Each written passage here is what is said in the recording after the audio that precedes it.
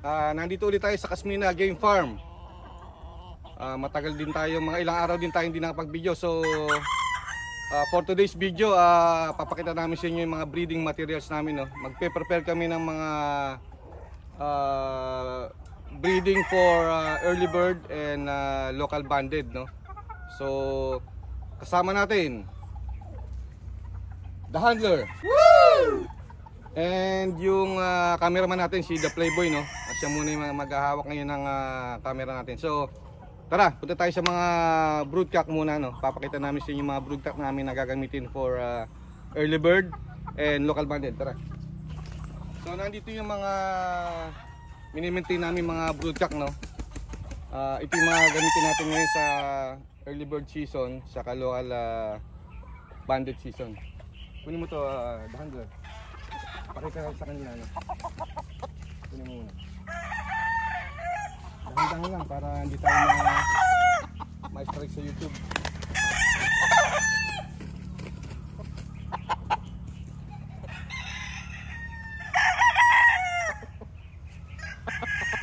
So ito yung isang broodcock na gagamitin natin ngayon, no?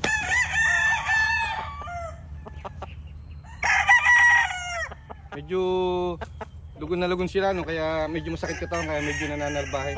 This is a pure Gilmore, no? Straight comb. So sasalang natin to sa mga white Kelso natin, no? Sa mga Casmina white, no? Okay.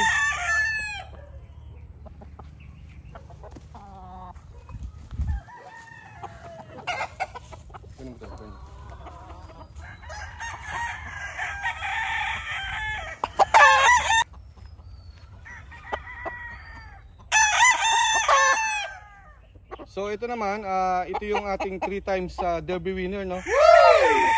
5K sweater, Esculin lines, no? So lagi namin ginagamit yung mga 5K namin, no? So ito isasalang din natin to sa mga sweetness gray natin na babae, no? Medyo lugon na lugon pa sila, no? So papaliguan lang natin, then ipaprime natin bago isalang, no?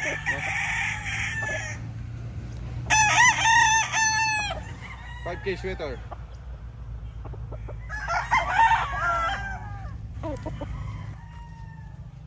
Ito naman mga brods, yung ating pure machine Kelso, no? Kinuha natin to kay Kong Sanilago, no? Anong kailangan kong gawin? So mapapansin nyo guys, no? Medyo mga salbahe itong mga naglulugo nating mga manok, no? Natural lang yun, no? Kasi medyo masakit na masakit yung mga katawan nila. Okay? Ito yung machine Kelso natin, no? Pure machine Kelso from Kong Sanilagon. Sasalang natin to sa mga white natin, no? Ito repeat mating lang, no? Last year ginawa na natin. So nakita natin yung mga anak nila, magaganda talaga, no? So this year sasalang ulit natin siya, no? Sa mga Casmina white or white Kelso natin. Okay.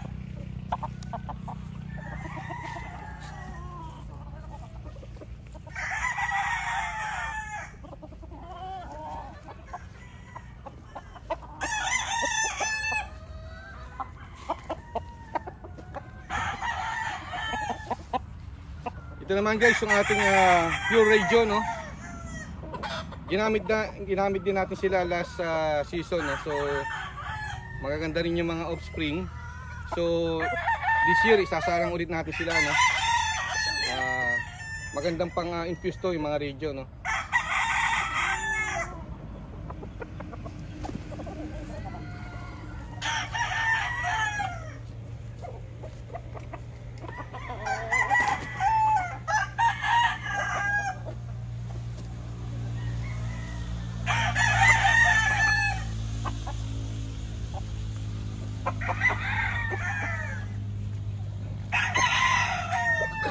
Ito yung isa sa mga paborito ko, no? This is Casmino White, White Kelso, National Stag Derby winner. So magaling na manok, maganda yung conformation ng body niya, no? So broodcock material talaga. Makikita nyo naman yung hipo niya, no? So ito isasalang natin ngayon sa mga Python Gray natin, no, na napili. So mamaya papakita namin sa inyo yung mga i-prepare naming mga inahin at pullets dito sa mga broodcock natin. Casmino White, no?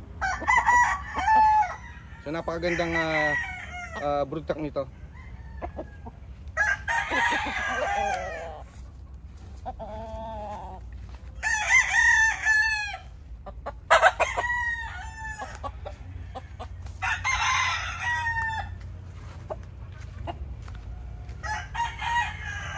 So guys, ito naman yung ating Anong kailangan kong gawin?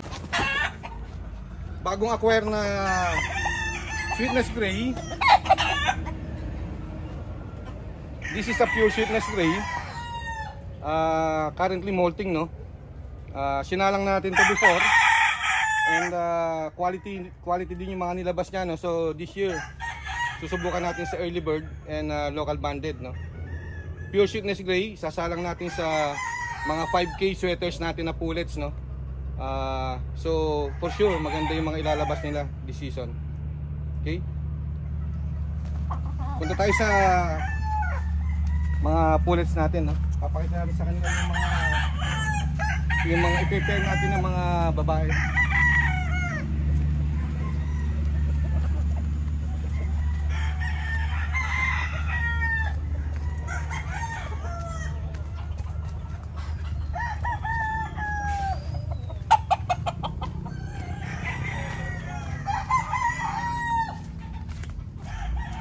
So ito yung mga pullets, no, sa mga babaeng na-select namin for Early Bird and local, no, local banded.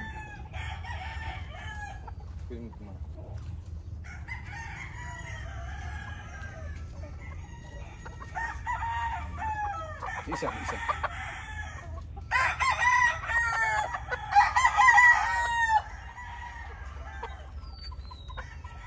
Ito yung mga Python Gray na sinasabi ko, no, guys, no. So mga pullets to, sasalang natin ka sa Casmino White, no, or White Kelso na pinakita natin kanina.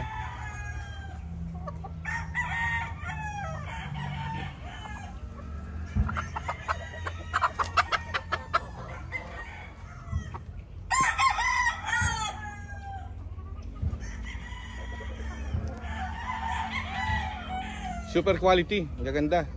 Damn! Na mga Python Gray natin, no. Ayan. Dito tayo. So kung mapapansin nyo guys, no, iisa itsura nila.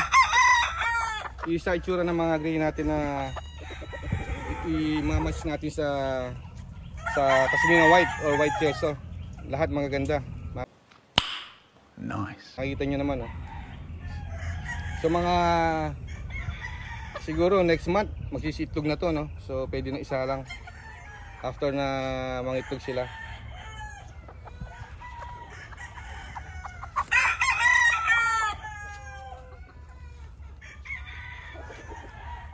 Yan. So mapapansin nyo, isa itsura nila, no. Lahat magaganda. So expected natin na ilalabas din ng mga offspring quality, no. Woo! Abangan nyo next season, no. Papakita namin yung mga anak nitong mga isasalang namin ng mga materials. Okay. Ito naman yung mga hens, no. Ito yung mga ginamit namin last season. So ito yung mga inahin ng mga white natin ngayon dito sa farm, no, yung mga national banded stags. Sasalang ulit natin sila sa Musing Kelso, no? So kunin mo ito doon. This is 18 months old, no? So kaganda-gandahan yung mga age nila, no. So makikita nyo, ang gaganda na ng mga katawan nila. Kaya lang medyo lugon pa sila. So siguro maghintayin muna tayo ng mga isang buwan, no, bago maisa lang. Sino pa isa?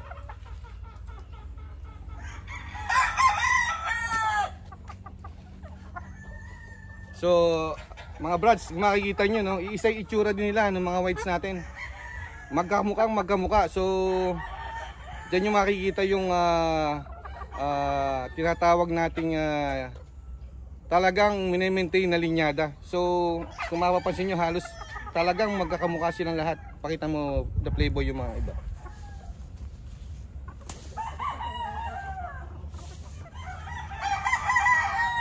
Sasalang natin itong mga Pashmina white natin or white kelso sa pinakita kong pure Gilmore na straight comb at sa pure machine kelso natin, no? So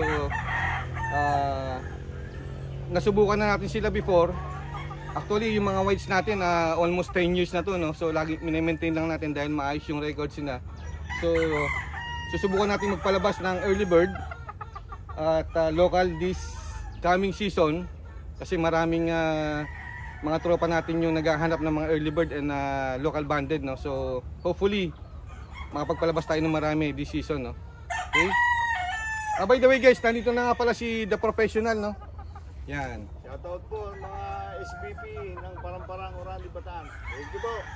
So si The Professional maya-maya magtitrim siya ng ano, no? Nung mga panlaban natin sa stags. Titrim niya yung mga balahibo sa pet, no? So itry natin kung pwede natin pakita, no? Kasi napakagaling din mag-trim ni The Professional. Siya yung hinuhugot ng mga tropa nating mananabong dito sa lugar namin para mag-trim ng mga panlabang manok, no? So tingnan natin kung mai-upload natin, no, sa YouTube kasi medyo maselang yung YouTube kaya nag-iingat din tayo, no? Okay? So yung ibang mga isasalang natin na 5K sweaters na babae nandun pa sa pakawalaan, no? Saka yung iba pang mga sweetness gray na isasalang natin, no, sa mga broodstocks natin.